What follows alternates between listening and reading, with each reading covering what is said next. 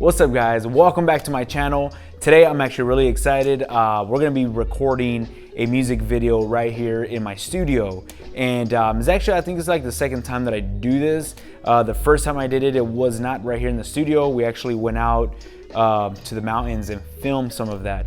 But today we're gonna be right here in my studio. I kinda wanna go over everything that we're gonna do and what I'm gonna use and see how it comes out. I'm not crazy experienced in this, but it never hurts to try it out and see how it comes out. I think within filmmaking, you got all kinds of filmmaking. You got weddings, music video, business videos. You have all kinds of filming within video. Is just kind of jumping in and seeing what you're good at and what you're not, what you enjoy doing and what you don't enjoy doing. So I feel like right now myself, since I'm just kind of getting started, I'm trying everything out, everything and anything that I can try out. I'm testing it out, see how I like it and see how I do with it, you know, because I'm not going to be good at everything. What we're doing today is we're going to be doing a music video right here, and all it is just the artist with his guitar and some of the band members playing in the background. It's a song that we recorded about a year ago, also here in the studio, and now it's already done. It's mixed, mastered, and before it comes out and releases, we want to do a music video and kind of show everything with the release date. So the gear that I'm going to be using, of course, is going to be the GH5S, and two lenses that I'll be using is going to be the Voigtlander 17.5 millimeter lens and the Sigma 18 to 35 millimeter lens. I will kind of just stay on these two lenses, Voigtlander and the Sigma. Most of the work I'll be doing it on the Sigma. I feel like the Sigma lens just works for almost everything and anything you're trying to do, other than the fact that it's pretty heavy. But since it's a specific video and I kind of know already what I'm gonna go for, I'm gonna stick on the Sigma most of the time. Also for stabilization, I will be using the crane tube. So I'll put my GH5S, which the GH5S does not have no image stabilization. I'll be putting this on the crane too, and I will have the Sigma 18 to 35 millimeter lens most of the time. The reason why I really enjoy this lens a lot, other than the fact that it's just amazing in almost every aspect, is that when I zoom in and out,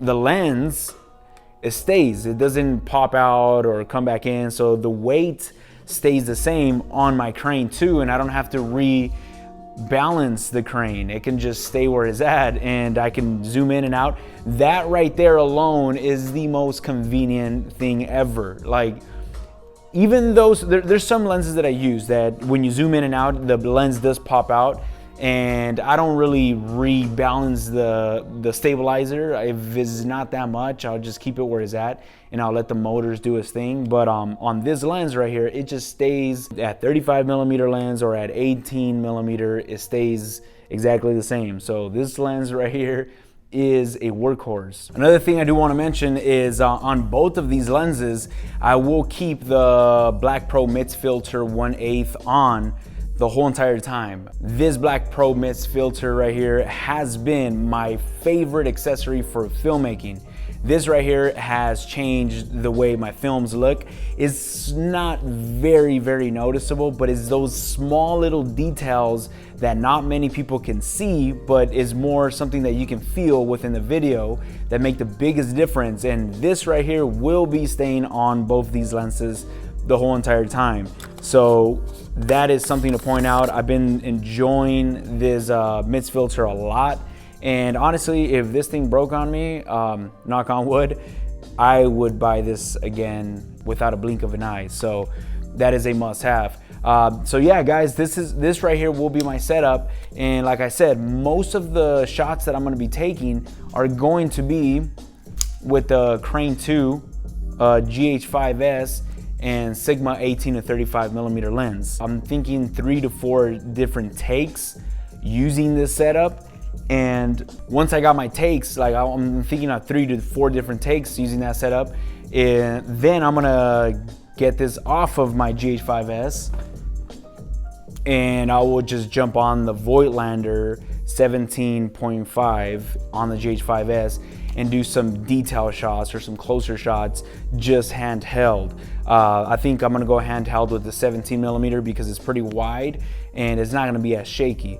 Me personally, I feel like doing handheld shots brings in so much emotion into a actual shot.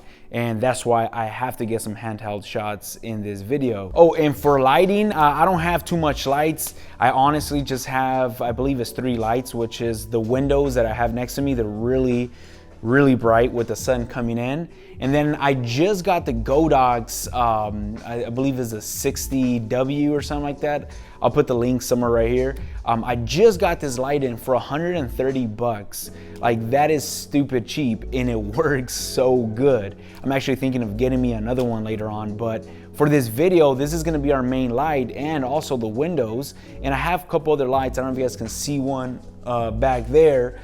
Those are kind of strong, but not too strong. So I'll be putting those in certain corners and seeing how it looks. Like I said, guys, this is the first time I do this. By all means, I'm not saying I'm an expert at this. I know exactly how to set this up. I really do not know exactly how to set this up, but I'm gonna just go based off what I see on my camera, and if it looks right, then I'm gonna go for it and I'm gonna try it out. If I make mistakes, of which I'm sure I'm gonna make some mistakes, all I gotta do is just, take note and try to get that better next time. Nobody ever starts off good at something. Everybody always starts from the bottom, and if anybody that's been making videos or music or whatever it is that you're doing, when you see the first few projects that you've ever done, you probably laugh at them and be like, man, I can't believe I did that. But the good thing is that they did it. And I'm not trying to be like a motivational speaker right now, but what I am saying is don't wait till you got all the lighting, all the camera gear, or you're an expert at music videos. Nah, like, just try it out, give it a shot, and if it works, it works. If it doesn't work as good, then what probably doesn't work as good. But I'm definitely not going to say no to it and say, hey, go look for somebody else.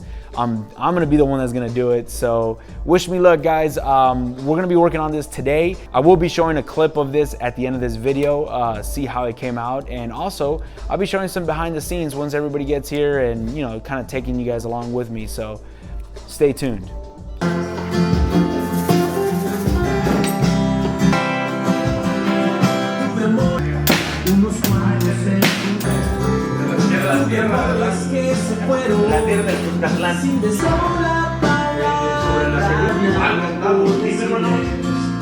Todo lo que me guardaba en tristeza y desilusión en cada día.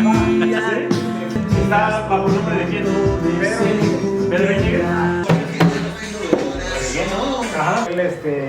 Oh, it's actually on video. All right, what's up, guys? So we're back from that video, and let me just tell you guys how everything went down and how everything was. I will be showing some B-roll clips of the video as I'm talking. I'm not done editing the video. It's probably gonna be edited during this week. Everything came out really good. It actually came out a lot better than what I expected. I was a little nervous going into this shoot, just kind of thinking how it was gonna turn out, and it actually turned out really good. I did like around 4 different takes of the song on the stabilizer, and then I did another 4 takes of the song just handheld on the GH5. And I used a lot of the Voigtlander 17mm. One thing I did notice that I kind of feel like I messed up on is I was using the 17.5mm from Voigtlander, and I was kind of getting really close up to his face, and I kind of noticed a distortion on his face that I wish I wouldn't have took that shot. I feel like getting kind of close up to an artist's face, and especially for a song like this, I should have kind of zoomed in a bit more or used like a 50mm lens for a close-up or a portrait of his face. Those are small little details that I kind of noticed, and I wish I would have tried something else or tried something different. There's small little details that the artists that I'm working with probably won't notice that, but I definitely do notice it, and is things to watch out for next time I'm doing videos like that. So the Voigtlander 17.5mm was amazing because it's very wide, but when I would try to zoom in on somebody's face, I do notice a very small subtle distortion on their face. Another thing I do want to say is try to use whatever you do have to your advantage.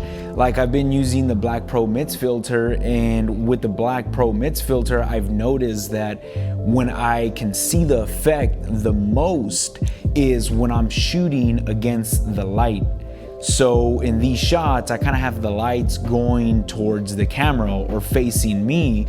And when I kind of get close to the artist, and then the lights kind of goes through the background and it goes in through the lens, it really puts that to its full effect. And that's when you can really see the difference from having the mix filter versus not. And actually, one last thing I do want to mention, and I actually popped on a third lens that I didn't think I was going to use. I got to show you guys what lens that was. That was this Sigma 35mm 1.4 from Canon. This lens, I put it on the GH5. Oh my goodness, this thing is so good. Like, I definitely recommend you guys check this out if you guys are thinking of jumping onto this. The only Sigma lens that I've tried out is the Sigma 18-35, which I love, and it is one of my favorite lenses. And I just recently got this 35 for my Canon EOS R, and you know, full frame camera, I shoot photos, and this thing is amazing for the EOS R. But I put this on my GH5 and it is so sharp, and I love the images that I was getting out of this lens. So just kind of like on a side note, and I kind of want to throw that in there, really good lens. I am using the Canon EOS R to film this video right now. More on this camera later. I will probably do a video on why I picked up the EOS R. Right now I'm using the GH5s and the Canon EOS R. So yeah guys, I kind of just wanted to go through this whole setup. There's a lot of things that I wish I would have done different, but at the end of the day, I'm really happy how this turned out. I will be more than happy to put this video once I'm done editing, and I'll probably just throw on the video right here on my channel so you guys can check it out. So I mean, there's always going to be a lot of things that I wish I would have done different, but overall I'm really happy with the way it came out, and I'm really happy with it. It came out a lot better than what I was expecting. So yeah, I just kind of wanted to share this with you guys, kind of go through everything with you guys. If you guys got any questions, any input, please let me know down in the comments. Another thing, thank you guys for all the new subscribers. A lot of people have been subscribing. Thank you guys so much for tuning in. I will catch you guys on the next video.